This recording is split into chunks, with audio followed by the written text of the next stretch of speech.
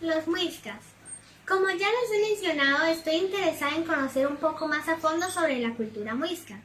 Debido a eso escogí esta presentación, ya que eran los aborígenes que poblaban nuestro país, Colombia, para conocer cómo vivían, de dónde llegaron y sobre todo conocer más sobre su orfebrería, ya que hay una cantidad de cosas fabricadas por ellos en oro que me llaman poderosamente la atención.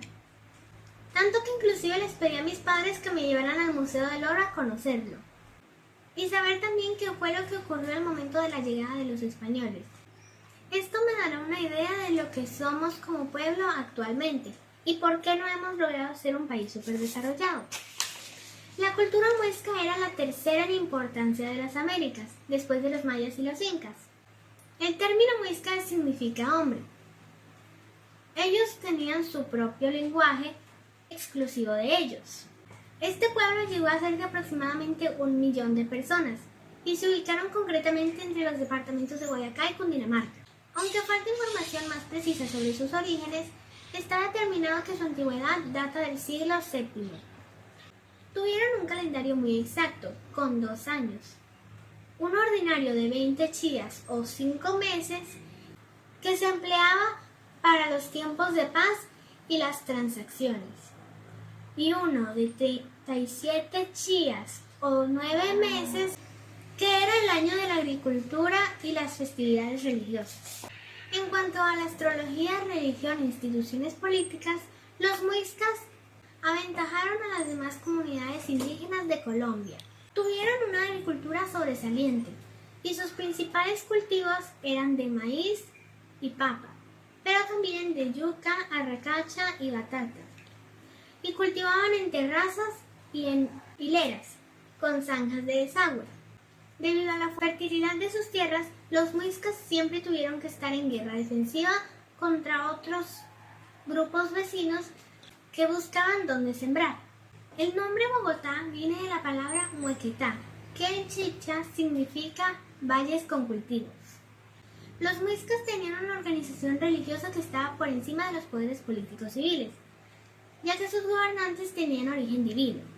El agua fue el elemento primordial en los cultos muiscas, ya que de ella dependía su origen y su sustento, y era representada en Ata, la rana. Las lagunas fueron los principales lugares de importancia espiritual, siendo las más importantes la laguna de Iguaqué, la laguna de Guatavita y la laguna de Tota. La laguna de Iguaqué fue el paraíso de donde surgieron los hombres. La laguna de Guatavita era donde las autoridades y sacerdotes iban a hablar con los dioses. Y la laguna de Tota era la cuna de la imaginación en torno al mundo y al hombre. Por otro lado, a sus muertos importantes se les momificaba y los guardaban en cuevas. Y a los demás los enterraban con comida y chicha para que aguantaran el viaje al más allá. Para los muiscas la organización del matrimonio era muy rigurosa. Debían tener muy claro qué era la pareja. Existía la cultura del matriarcado, donde la mujer poseía completa libertad sexual y en cambio los hombres debían conservarse célibes hasta cierta edad, y más aún si su destino era ocupar cargos públicos, caso en el cual debían ser encerrados en una choza con una muchacha durante varios días, y si no habían tenido relaciones sexuales al final, era digno del cargo por demostración de dominio e inteligencia para decidir en situaciones delicadas. El ritual del matrimonio era una ceremonia en donde la mujer expresaba el orden de las prioridades de sus sentimientos a unas preguntas del sacerdote. Sí. En primer lugar debía manifestar amar primero a Bochita. En segundo lugar debía manifestar el amor a su marido. En tercer lugar debía manifestar el amor a sus hijos. En cuarto lugar debía manifestar que le daría de comer a su marido por encima de ella misma. Y en quinto lugar, debía manifestar que no iría a la cama de su marido a menos que fuera llamada por él. Y en este punto el hombre gritaba públicamente varias veces, «sí la quiero». Es de aclarar que el hombre podía casarse con todas las mujeres que pudiera mantener. Los muiscas entonces tenían implementadas la monogamia y la poligamia. Al morir, las tierras y el poder quedaban en manos del sobrino mayor, ya que así se demostraba el profundo sentimiento de los hombres hacia la mujer. Tuvieron un desarrollo importante en asuntos civiles y penales, con sanciones que iban desde la muerte hasta azotes. El manejo de las leyes junto con la concepción de familia y comunidad fueron tres los desarrollos más apremiantes que contribuyeron para que esta cultura fuera más destacada frente a otras. Su vasto territorio estaba dividido en dos federaciones, la una gobernada por el Zipa y la otra gobernada por el Saki. A. Los Zipas. En primer lugar, Nenqueteba, gobernante mitológico descendiente de Bochica, era el padre cultural de los muiscas. En segundo lugar, Nonparem, sabio legislador que dictó las leyes y normas de vida. En tercer lugar, Icadanzás, pronosticaba los cambios en el calendario agrícola, sugería qué sembrar y en qué épocas, y prevenía sobre la llegada de tempestades. En cuarto lugar, Bumanguay, única mujer sacerdote. En quinto lugar, el Susa, enfrentó a los saques y perdió en batalla los dominios de Ubaté. En sexto lugar, Sahuamanchica, subió al trono en 1470. En séptimo lugar, Nemequeme, gran jefe militar y legislador. Murió en 1514 en batalla contra el saque rival y proclamó a Tisquesusa como el más importante de sus generales. Octavo, Tisquesusa. Gobernó durante 23 años en relativa paz y cayó en manos de los españoles. Noveno, Sigajipa. Fue el último representante del gobierno indígena, siendo absorbidos por la cultura española.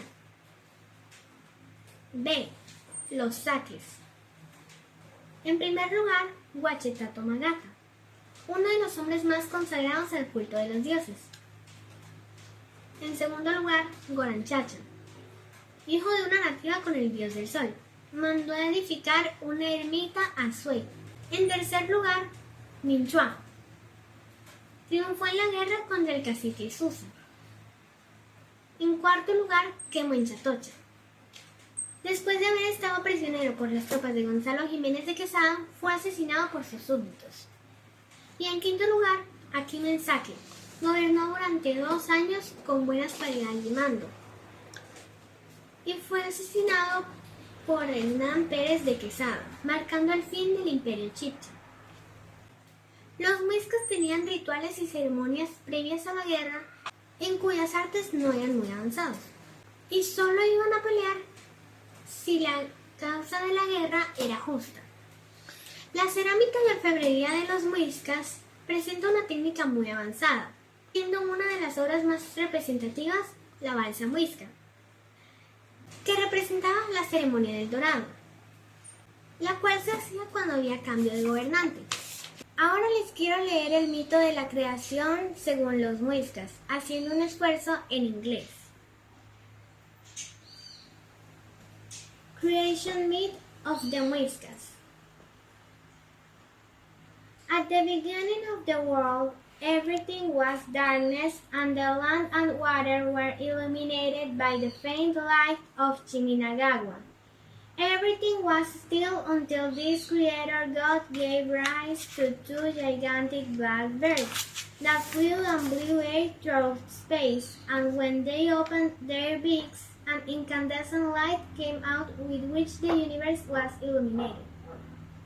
On a summer morning, the water of the Iwaque Lagoon, golden by the sun's rays, began to swirl as a young woman named Batue went out with her 3-year-old son in her arms. Together they built a hunt, and after the child grew, they celebrated a marriage between them from which there were many children, since the woman was so fertile that in each birth she had 4 or 6. Once they populated the territory, the immense family gathered around the lagoon, a place where Batue spoke to them about the importance of living in peace, of working and worshipping his gods. At the end of her speech, she and her husband's son turned into snakes and were lost in the waters. and were never seen again. Since then, her descendants venerate and remember her as Furachowa and relate her to the harvest, to the fruit of the earth. Adiós.